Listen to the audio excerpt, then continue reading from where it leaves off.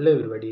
अगर आप class 9th या उससे एबव क्लास में पढ़ते हैं तो फिजिक्स में एक छोटा सा टॉपिक जो है अदिश राशियाँ और सदिश राशियाँ, ये बहुत ही इंपॉर्टेंट हैं और छोटे से टॉपिक है, आइए इन्हें समझते हैं।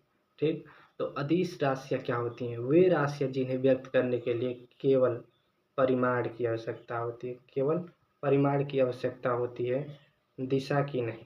ठीक, दिशा की नहीं, दिशा की नहीं आवश्यकता होती है, केवल परिमाण की आवश्यकता होती है, उसे अदिश राशि कहते हैं। स्केलर क्वांटिटी, जैसे उदाहरण के लिए समझते हैं, वजन होता है। तो मैं कहीं दुकान पर गया खरीदने आलू, तो मैं दुकानदार से बोलूँगा कि 5 किलो आलू दे दो। ठीक, 5 किलो आलू।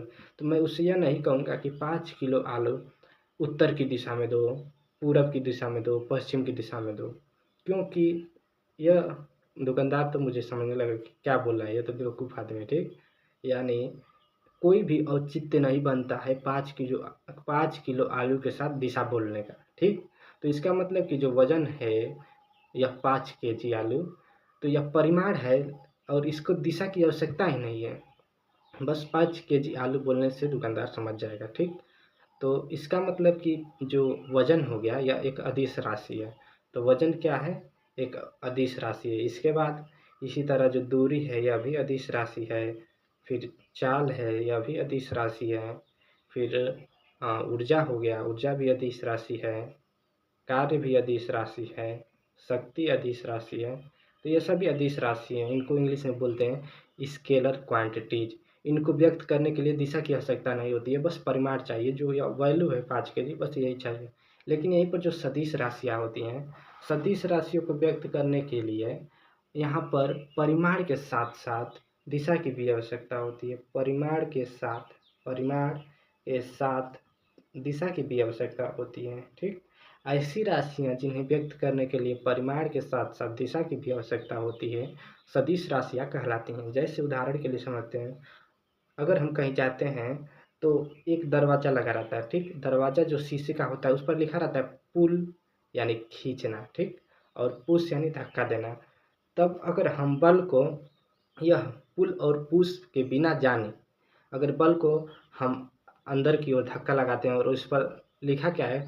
लिखा है कि पुल यानी खींचिए, लेकिन हमको दिशा के बारे में मालूम नहीं है, तो हम क्या कर रहे हैं कि उस दरवाजे को शीशे अंदर की ओर धक्का दे रहे हैं, तो वो कभी नहीं खुलेगा।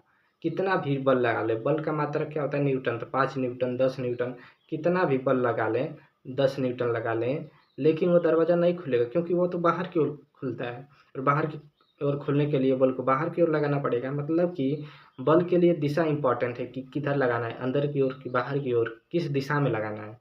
तो अतः बल जो हो गया यह एक सदिश। तो परिमाण तो हो गया कि 5 न्यूटन, ठीक, 10 न्यूटन परिमाण तो हो गया, लेकिन इसके साथ समझ बल किधर लगाना है, तो इसके लिए दिशा भी इम्पॉर्टेंट है।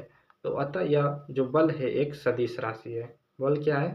सदिश राशि। इसी तरह अन्य राशियाँ हैं, जैसे वेग, वेग भी सदिश राशि है। फिर संवेग हो गया, त्वरण हो गया, यह सब सदिश राशियाँ हैं। तो आई होप कि आप लोगों को अदिश राशियाँ स्केलर क्वांटिटीज और सदिश राशियाँ वेक्टर क्वांटिटीज समझ में आ गया होगा। ठीक, तो वेक्टर क्वांटिटीज क्या होगा? जिसमें परिमाण के साथ दिशा। और स्केलर क्वांटिटीज यानी अदिश राशियाँ क्या होंगी? जिसमें केवल परिमाण की आवश्यकता होगी, दिशा की कोई आवश्यकता नहीं है। तो आई होप कि यू हैव अंडरस्टूड